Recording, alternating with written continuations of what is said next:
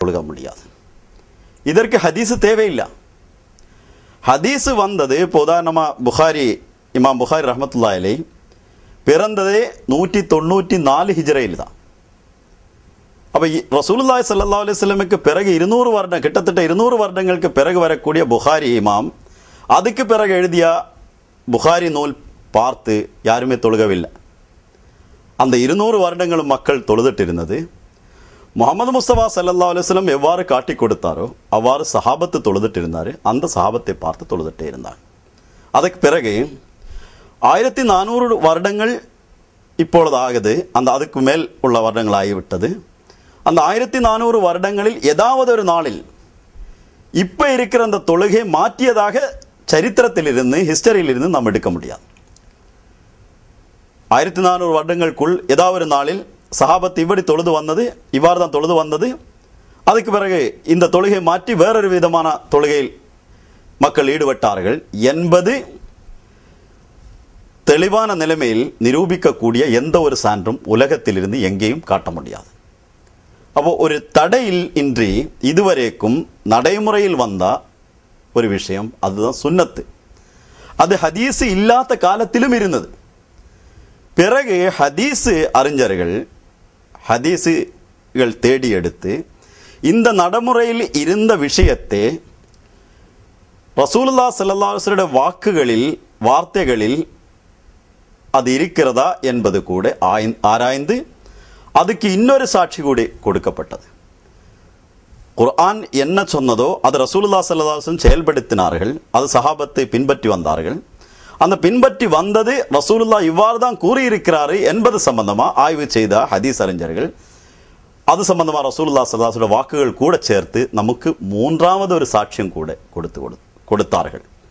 அப்பொழுது இஸ்லாத்தில் குர்ஆன், அதுக்கு பிறகு சுன்னத்து, அதாவது ரசூலுல்லாஹி ஸல்லல்லாஹு அலைஹி வஸல்லம் நடைமுறைகள், பிறகு பிற்காலத்து வந்த ஹதீஸுகள் கூட நமக்கு சாட்சியமாக இருக்கிறது.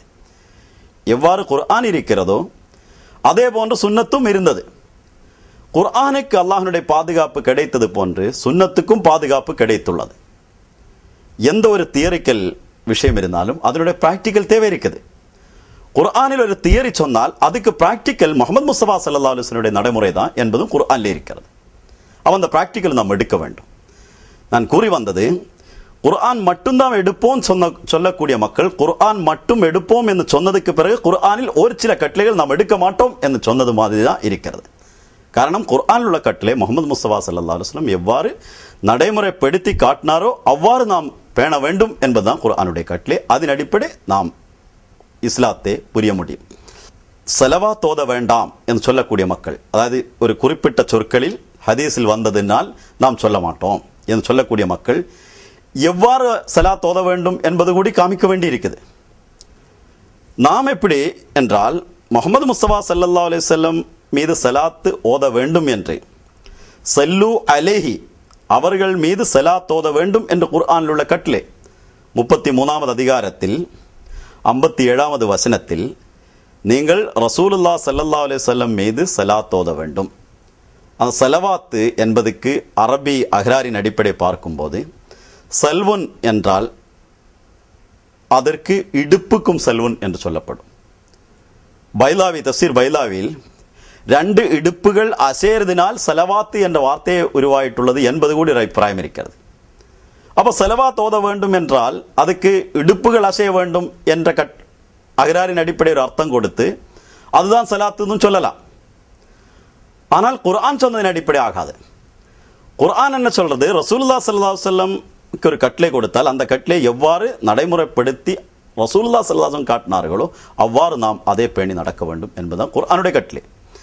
ஸல்லு என்றால் துஆ செய்ய வேண்டும் என்பது ஒரு அர்த்தம் இருக்குது. குர்ஆனிலே வருது, வஸல்லி அலைஹிம் இன்ன ஸலாத்துக ஸகனல் லஹும், நீ அவர்களுக்காக துஆ செய்யுங்கள். ரசூலுல்லாஹி ஸல்லல்லாஹு அலைஹி வஸல்லம் உள்ள கட்டளை, நீ அவர்களுக்காக துஆ செய்யுங்கள்.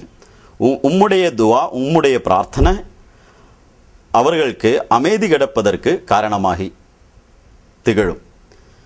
அப்ப இந்த ஆயத்தில், அதாவது சூரா தௌபாவில் 9வது அதிகாரத்தில் 103வது வசனத்தில் வந்த ஆயத்தை தான் ஓதுனேன்.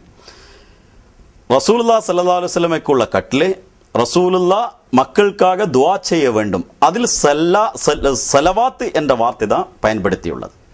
அப்போ ஸலவாத் ஓத வேண்டும் என்று வரும்போது ரசூலுல்லாஹ் ஸல்லல்லாஹு அலைஹி வஸல்லமுக்காக துஆ செய்ய வேண்டும் என்ற அர்த்தம், இந்த பொருள் கிடைக்கிறது. இன்னொன்று, ஸலவாத்துக்கு அரபி மொழியில் ஒரு சில வார்த்தைகள் எதிர்மறை பொருள்கள் கொண்ட வார்த்தைகளும் இருக்கின்றன. அதாவது ஒரே சொல்லுக்கு, ஒரே சொற்களுக்கு ரெண்டு ஆப்போசிட் கருத்துகள் உள்ள சொல்லுகளும் இருக்கிறது. அதில் உள்பட்ட ஒரு சொல்லுதான் ஸலவாத் என்பது. ஸல்லா என்றால் உருகுதல் என்ற ஒரு அர்த்தம் இருக்கிறது. இன்னொன்று குளிர்தல் என்ற அர்த்தமும் இருக்கிறது. ஒரு ஆள் தொழுகும் போது அவனுடைய மனம் உருகி அவன் அல்லாவிடம் மன்றாடுகின்றான். அல்லாவிலிருந்து அந்த தொழுகை மூலம் அந்த அல்லாஹ் தொழுகை ஏற்றுக்கொண்டதுக்கு பிறகு அந்த தொழுகை அல்லாஹ் ஏற்றுக்கொள்ளும் போது அவனுடைய குளிர்தல் அவன் உள்ளத்தில் வருகிறது, ஒரு குளிர்ச்சி அவன் அடைகிறது. இது ரெண்டும் சேரும் போது அவனுடைய ஸலவாத் ஆகும். இதே போன்று முஹம்மது முஸ்தபா ஸல்லல்லாஹு அலைஹி வஸல்லம் நம்மீது செய்த அருள்கள், என்னை மனிதனாக்கிய என் முஹம்மது முஸ்தபா ஸல்லல்லாஹு அலைஹி வஸல்லம் என் மீது செய்த அருள்கள் நாம் நினைக்கும் போது நம்ம மனம் உருகும். ரசூலுல்லாஹ் ஸல்லல்லாஹு அலைஹி வஸல்லம் வராமல் இருந்தால் இன்னைக்கு நம்முடைய இந்த கலாச்சாரம், இஸ்லாமிய கலாச்சாரம் இருக்காது. நம்முடைய வாழ்க்கையில் நாம் என்ன செய்ய வேண்டும், அது அனைத்தும் வேற எந்த ஒரு தலைவரிலும் முன்மாதிரியாக நமக்கு கிடைக்காது. ரசூலுல்லாஹ் ஸல்லல்லாஹு அலைஹி வஸல்லம் சம்பந்தமா குர்ஆன்ல வருது, லக்கத் கான லக்கும் ஃபீ ரசூலில்லாஹி உஸ்வத்துன் ஹஸனா, நிச்சயமாக உங்களுக்கு இந்த ரசூலில், இந்த தூதரில் மிகவும் சிறந்த முன்மாதிரி இருக்கிறது. அந்த மிகச்சிறந்த முன்மாதிரியே நாம் பின்பற்றும் போது நாம் அந்த மிகச்சிறந்த ரசூலினுடைய அடிமையாக மாறுவோம், அந்த ரசூலினுடைய ஒரு சாட்சியாக மாறுவோம். அதனால் நான் காலையில் எழுந்ததுக்கு பிறகு இரவு வரைக்கு என்ன செய்ய வேண்டும், என்ன செய்யக்கூடாது என்பது என்னுடைய ரசூல் முஹம்மது முஸ்தபா ஸல்லல்லாஹு அலைஹி வஸல்லம் எனக்கு வழிகாட்டியாக இருக்கும்போது, அந்த வழியில் நான் நடக்கும்போது, அதில் எனக்கு அமைதி கிடைக்கும் போது, அதில் நான் ஒரு மனிதனாக வாழும்போது என் மனம் உருகும். அந்த ரசூலுல்லாஹ்க்காக துஆ செய்வோம். அந்த துஆ செய்யும் போது அல்லாஹ்விலிருந்து எனக்கு அருள் கிடைக்கும். அதனால் ஒரு குளிர்ச்சியும் அடையும். இது ஹல் ஜஸாஉல் இஹ்சான் இல்லல் இஹ்சான்.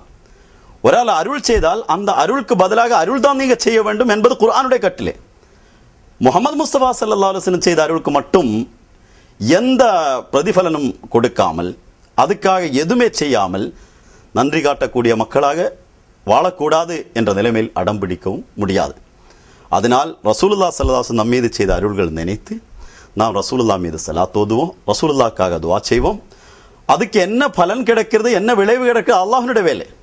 ஆனால் நமக்கு மன அமைதி கிடைக்கிறது, ரசூலுல்லாஹ்வோடு தொடர்பு இருக்கிறது. யாரிடம் பாசம் இருக்கிறதோ, யாரிடம் அன்பு இருக்கிறதோ அவருக்காக துஆ செய்வோம், அவர் சம்பந்தமாக பேசுவோம். இதுதான் ஸலவாத்தில் நடக்கிறது. முஹம்மது முஸ்தபா ஸல்லல்லாஹு அலைஹி வஸல்லம் மீது அன்பு இருக்கும் போது நாம் ரசூலுல்லாஹ் சம்பந்தமாக பேசுவோம். ரசூலுல்லாஹ் ஸல்லல்லாஹு அலைஹி வஸல்லம் அன்பு இருக்கும்போது ரசூலுல்லாஹ்க்காக துஆ செய்வோம். ரசூலுல்லாஹ்விடம் ஒரு ஆள் அன்பு இருந்தால் அவர்கள் மீது அல்லாஹ்வுடைய அன்பு இருக்கிறது என்பது குர்ஆனுடைய கட்டளை. அதனால் அல்லாஹ்விடம் அன்பு கொள்ளக்கூடிய மக்கள் ரசூலுல்லாஹ் மீது அன்பு கொண்டுதான் ஆகணும், அல்லாமல் அவர் அல்லாஹ் மீது அன்பு கொள்ள முடியாது. ஸலாத்துக்கு இதுக்கு வேண்டிதான் ஸலவாத் ஓத வேண்டும் என்று நாம் சொல்றோம். அன்பிற்குரியவர்களே, மிகவும் அருமையான ஒரு விளக்கத்தை நாம் இப்போது கேட்டோம். இறைவன் திருக்குர்ஆனில் நிச்சயமாக இந்த தூதரிடத்தில் அழகிய முன்மாதிரி இருக்கிறது என்று குறிப்பிட்டிருக்கிறான். அழகிய முன்மாதிரி நபிகள் நாயகம் முஹம்மது நபி ஸல்லல்லாஹு அலைஹி வஸல்லம் அவர்களிடத்தில் இருக்கிறது, நீங்கள் அதனை பின்பற்றுங்கள் என்று இறைவன் திருக்குர்ஆனில் கட்டளையிட்டிருக்கின்றான். அது மட்டுமல்ல, நீங்கள் அல்லாஹ்வை நேசிக்கின்றீர்கள் என்று சொன்னால் இந்த நபியை பின்பற்றுங்கள் என்றும் அல்லாஹ் திருக்குர்ஆனில் குறிப்பிட்டிருக்கின்றான். இவ்வாறு அந்த நபியினுடைய நடைமுறையை பின்பற்ற வேண்டும் என்று இறைவன் கட்டளையிட்டிருக்கிறான். அவ்வாறு பின்பற்றுவதன் மூலமாகத்தான் ஒருவன் ஈடேற்றம் பெற முடியும் என்பதையும் இறைவன் திருக்குர்ஆனில் பதிய வைத்திருக்கிறான். எனவே ஏந்தல் எம்பெருமானார் காத்தமுன் நபியின் ஸல்லல்லாஹு அலைஹி வஸல்லம் அவர்களை பின்பற்றாமல் ஒரு மனிதனால் ஈடேற்றம் பெற முடியாது என்று திருக்குர்ஆன் கூறுகிறது. எனவே திருக்குர்ஆனை சொல்லுக்கு சொல் பின்பற்றி நடந்தால் மனிதனுக்கு ஈடேற்றம் கிடைக்கும் என்பதில் சந்தேகம் இல்லை. ஆனால் அதை பாதியில் விடக்கூடாது. அதில் ஏந்தல் எம்பெருமானார் ஸல்லல்லாஹு அலைஹி வஸல்லம் அவர்களுடைய நடைமுறையை நீங்கள் பின்பற்ற வேண்டும். அவ்வாறு பின்பற்றுவீர்களே ஆனால் உங்களுக்கு ஈடேற்றம் கிடைக்கும் என்று இறைவன் திருக்குர்ஆனில் குறிப்பிட்டிருக்கிறான். அழகாக சொன்னார்கள். திருக்குர்ஆன் ஒரு தியரியாக இருக்கிறது. நாயகம் ஸல்லல்லாஹு அலைஹி வஸல்லம் அவர்கள் அதனை செயல்படுத்தி காட்டினார்கள். 200 ஆண்டுகள் ஹதீஸ்களே இல்லை. ஆனால் மக்கள் வழி வழியாக எங்கள் எம்பெருமானார் ஸல்லல்லாஹு அலைஹி வஸல்லம் அவர்கள் எவ்வாறு தொழுதார்கள் என்பதை அந்த சஹாபாக்கள் பார்த்தார்கள். அதனை அந்த 200 ஆண்டுகளாக வழி வழியாக அவர்கள் அதனை நடைமுறைப்படுத்தி வந்தார்கள். அதுதான் சுன்னத். எனவே நபிகள் நாயகம் ஸல்லல்லாஹு அலைஹி வஸல்லம் அவர்களுடைய சுன்னத்தை பின்பற்றுவதன் மூலமாகத்தான் ஈடேற்றம் பெற முடியும். ரசூல் ஸல்லல்லாஹு அலைஹி வஸல்லம் அவர்கள் எப்படி தொழுதார்கள் என்பதை சஹாபா பெருமக்கள் பார்த்தார்கள்.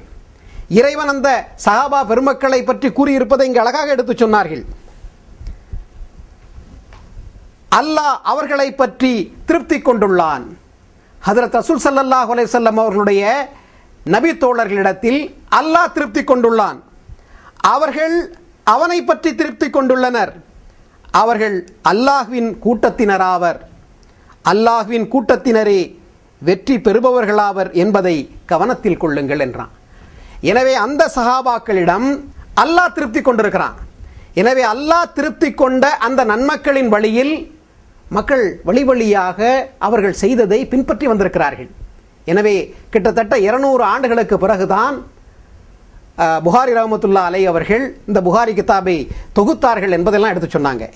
எனவே ஹஜ்ரத் ரசூல் ஸல்லல்லாஹு அலைஹி வஸல்லம் அவர்களிடமிருந்து வழி வழியாக இன்று வரை 1400 ஆண்டுகளுக்கு பிறகும் ஸலவாத் இவ்வாறு ஓத வேண்டும் என்பதை எங்கள் எம்பெருமானார் ஸல்லல்லாஹு அலைஹி வஸல்லம் அவர்கள் கற்றுக் கொடுத்ததை நபி தோழர்கள் பார்த்ததை செய்து கொண்டிருந்தார்கள். வழி வழியாக இன்று நம் வரை அது வந்தடைந்திருக்கிறது. எனவே இந்த நடைமுறையை நாம் பின்பற்றுவோமே ஆனால் நிச்சயமாக ஈடேற்றம் பெற்றவர்களாக நாம் திகழ்வோம். ஆனால் இதிலிருந்து நாம் விலகுவோமே ஆனால் நிச்சயமாக நாம் துர்பாக்கியசாலிகளாக இருப்போம். எனவே முஸ்லிம் சமுதாயம் எப்போதும் நம்மை மனிதனாக மாற்றிய ஏந்தல் எம்பெருமானார் நபிகள் நாயகம் ஸல்லல்லாஹு அலைஹி வஸல்லம் அவர்கள் மீது உள்ளத்தின் அடித்தளத்திலிருந்து அவர்கள் செய்த அந்த நன்றிக்காக, அவர்கள் செய்த அந்த உபகாரத்திற்காக அவர்கள் மீது ஸலவாத் ஓதிக்கொண்டே இருக்க வேண்டும். அவ்வாறு ஸலவாத் ஓதுவதால் நம்முடைய பாவங்கள் மன்னிக்கப்படுகிறது. நாம் துஆ செய்வதால் ரசூல் ஸல்லல்லாஹு அலைஹி வஸல்லம் அவர்களுக்கு மேன்மை கிடைத்து விடுகிறது என்று அர்த்தம் அல்ல. மாறாக நமக்கு நன்மைகள் கிடைக்கிறது, நம்முடைய பாவங்கள் மன்னிக்கப்படுகிறது. எனவே நாம் எப்போதும் ஏந்தல் எம்பெருமானார் நபிகள் நாயகம் ஸல்லல்லாஹு அலைஹி வஸல்லம் அவர்கள் மீது ஸலவாத் ஓதிக்கொண்டே இருப்போம்.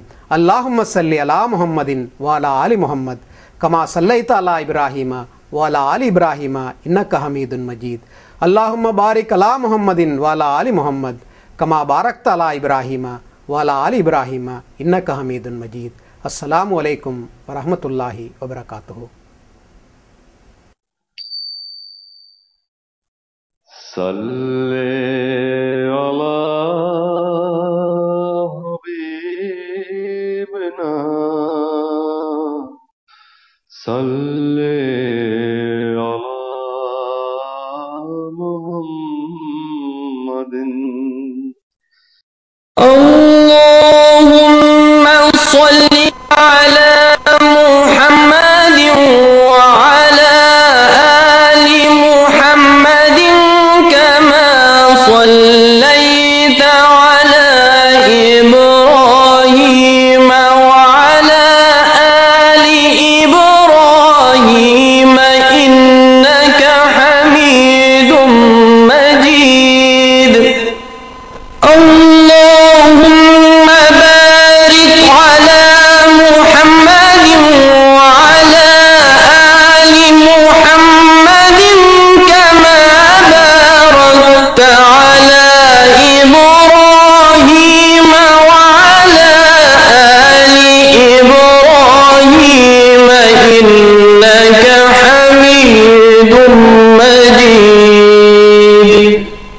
اللهم صل على محمد وعلى آل محمد كما صليت على